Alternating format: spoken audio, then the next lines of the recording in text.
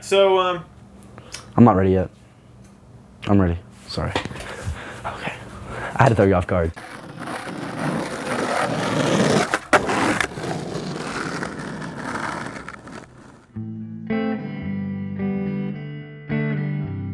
For some reason, my mom just like dropped me and my sister off at my grandma's one day and like disappeared for a year. Like we really don't know where she went. No one in my family can really tell me where she went. She just was gone. Kind of fell off the side of the earth for about a year and then came back. I was in a shitty situation and got saved by skateboarding, as lame as it sounds. Like, you know, I had really bad anger issues and, you know, my own personal problems where I'd grown up with biological parents who were both abusive and just not really parents to me at all. My parents were both bad alcoholics, and my mom was really bad on Xanax. She'd start drinking at like noon or 2 o'clock or whatever, and she'd be wasted by the time it was like 6 or 7, and then she'd just be out of her mind by 8 or 9, where she'd be passed out or whatever. You know, I was exposed to his life at home, and I was shocked at the responsibilities that very small children were taking on that aren't natural for children unless they're, you know, the children of addicts. You know, a 3-year-old and 5-year-old taking care of their mom, you know, that's not natural. I'd like call my dad and be like, hey, can you come pick me up? Like, blah, blah, and he'd be like, of course, I can come get you, buddy. I remember his number, 615-330-81, because I'd always call him off the landline or whatever. And he'd be like, all right, I'm gonna come pick you up, I'll be there in 15 minutes. You know, I'd sit there for 4 or 5 hours and he'd never show up.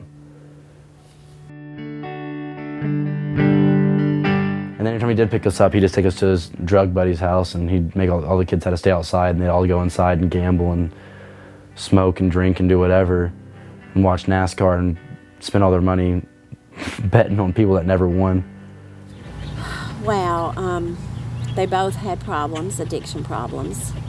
They had a very unhealthy marriage, and then they divorced. He actually came to live with us a lot of the time when he was about 4. Hey, go over that swinging bridge. Okay.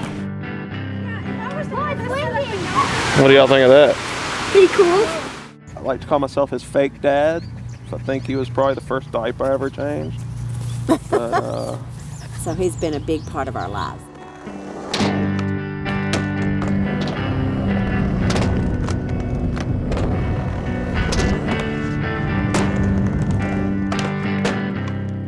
So basically, I lived with my biological parents at the time. I was like 4 years old or something.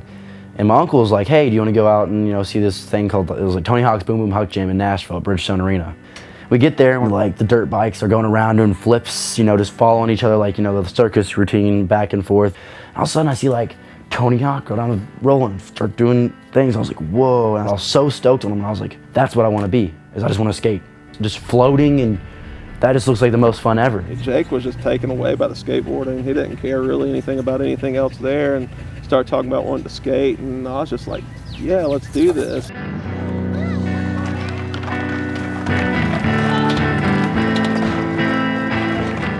My uncle, you know, always had skateboards around the house. So basically my uncle started taking me skating all the time. And got to be kind of a Saturday morning thing. We would go and he'd roll around and he just kept on getting better and better, and it's all been downhill from there. I mean, he skated up and down this driveway constantly. Yeah. That was his everything, was the skateboard.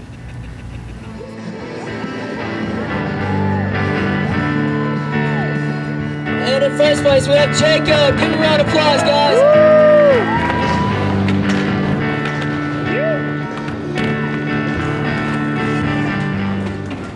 My name's Jake Wooten. I'm 12 years old from Gallatin, Tennessee, and I like to skate a lot.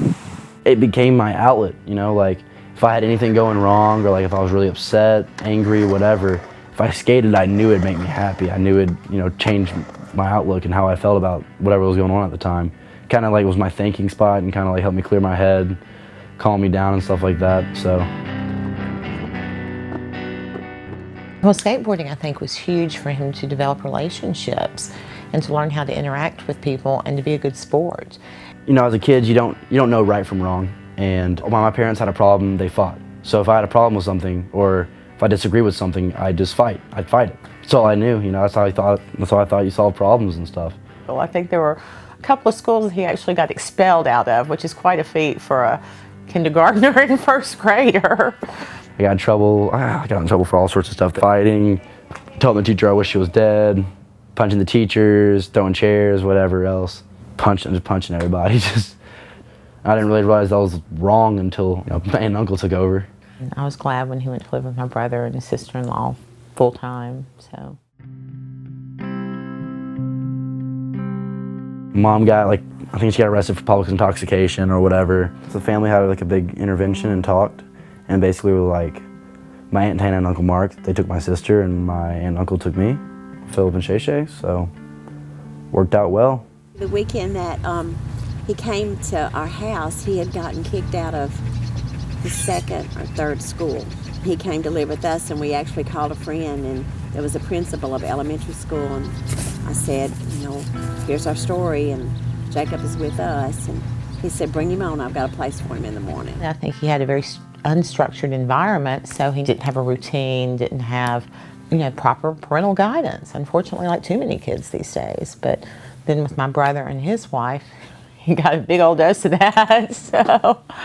See, my aunt and uncle disciplined me. My mom let me do whatever I wanted. If I didn't want to go to school, I didn't go. When Phillip said to her, should we take him home with us for a while, she said yes. And that was being very selfless, because she didn't want to do that. She loved him. Yeah, I think she knew what was best with Jake, and kind of let us do our thing, and saw that he was doing good and that he was happy, and became disciplined. And that was a lot of the problem when he was younger, is that he had never had discipline. Because when he was over there at his mom's, he was just running the neighborhood. If I didn't want to do something, or if I wanted to stay out late, I could do whatever I wanted to, and I was a tot, a little tater tot. So basically they just put restraints on me, and rules and regulations, and of course I was like, what? And then I got spanked one time by Phillip, once or twice, and I was just like, yep, it's not worth it. Just not gonna disobey him.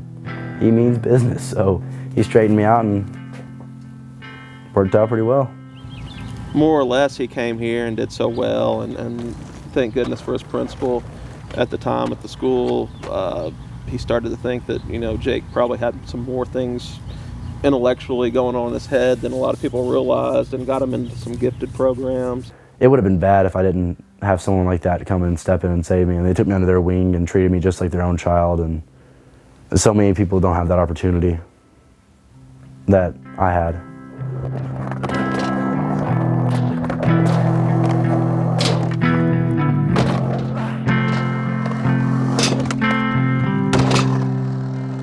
Phillip's always been that guy, just you want to impress him, no matter what. I've always felt that way with Phillip. Oh, you got that?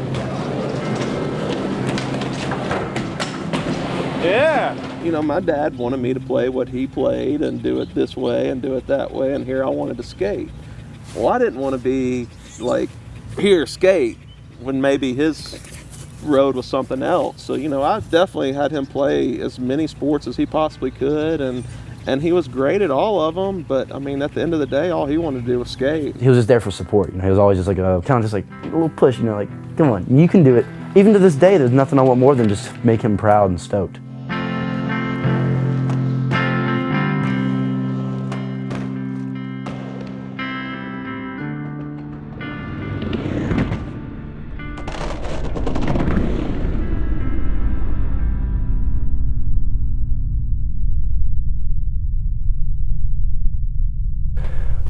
Past 4 years, freshman year, I lost my father.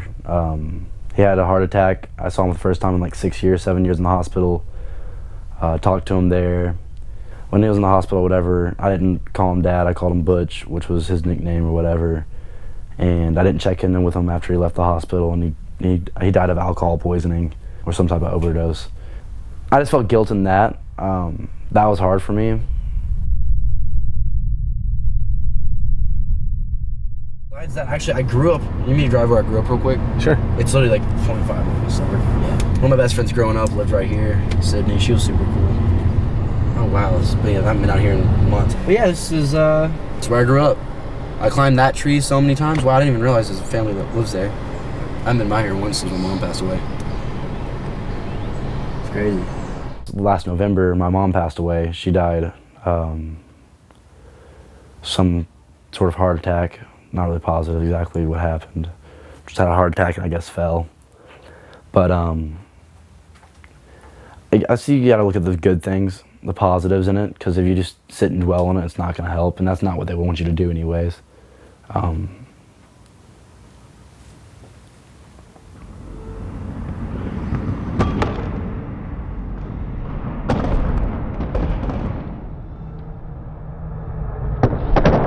So unnatural for a teenager to lose both his parents.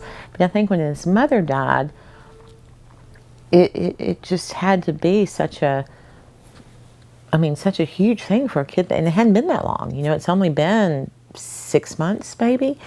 And I think he's still dealing with that. Yeah, it's kind of hard to say. You know, we've talked and listened, and he's been quiet. He's kind of been mad, and he's gone through all the emotions of losing your parents. You know, I mean, I've always been real with him. I mean, addictions, usually there's some kind of underlying problem there, and I think he realizes that, you know, they missed out on a lot of good things, especially with Jake and his sister, because of their addictions. I mean, they're both really rad kids, and it's unfortunate, but, you know, and we've always tried to reinforce that, you know, it's not Jake's fault. Well, I really believe that everything happens for a reason, no matter what the situation is or what happens. I mean, I got a mom and dad and an aunt and uncle, you know? They couldn't have treated me more like their own kid if I was their own kid. It's better for both my dad and my mom, because neither of them were happy, you know? They both just lived the crappiest lifestyles. I mean, of just drug abuse, drinking, whatever. And I mean, that's just something that, you know, I gotta learn from it and see, like, the same mistakes they did, I can't make the same mistakes. And I mean, I watched my parents suffer through addiction. I've watched friends of mine go into it and all that, and it's just, can't play around anymore. It's not a game. Hard as it is for him, and as much as I hate it for him, I think it makes him a stronger person, and probably a person with a lot more to offer.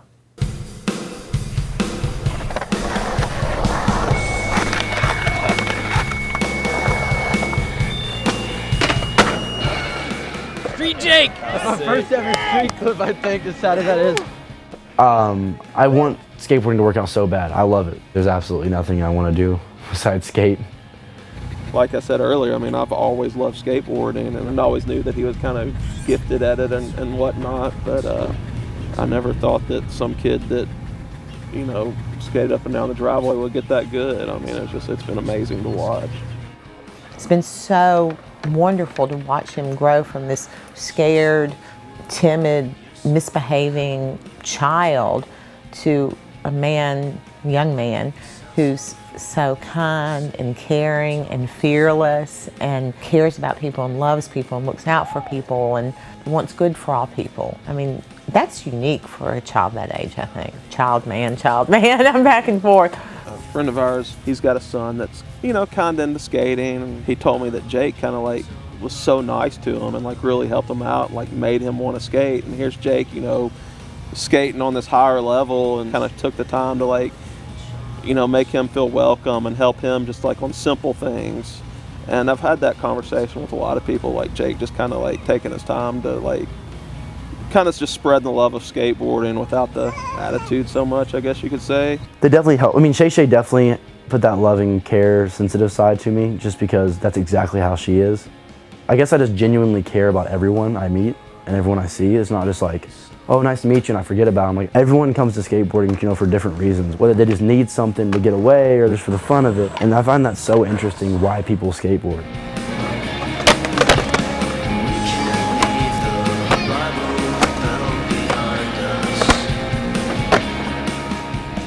Hey, listen. It's so close to my face. Jacob does far more for us than we do for him. He is, he's honestly one of my favorite people. He's just a special soul. You know, I get a lot of people come up here and compliment me on Jake, and he's so lucky to have y'all and this and that. You know, he's been a blessing to us too. I mean, just watching him grow up and pursue things and do things, and I consider my own son. I don't really see it as like I did something or whatnot. It's been a real blessing for us. Are we supposed to cry now? Well, I've cried 2 or 3 times.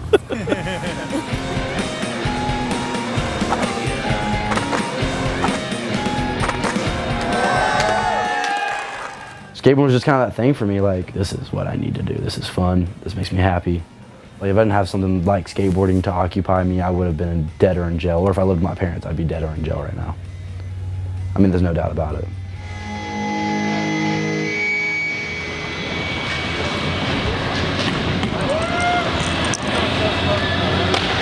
Yeah. You notice he's not pushing Mongo? In first place, Jake Wooten.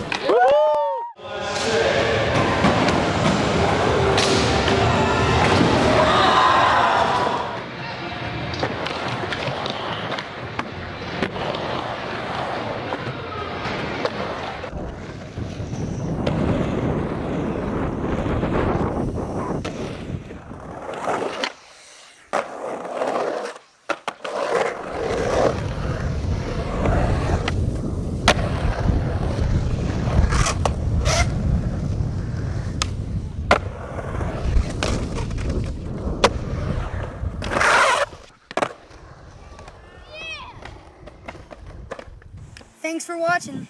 I'll catch you guys later. Thanks for checking out this video. Click subscribe to see all the squad, the SC squad, guys and girls, everybody on this channel. Click it right here or right there or wherever Joey P puts it, wherever it's at.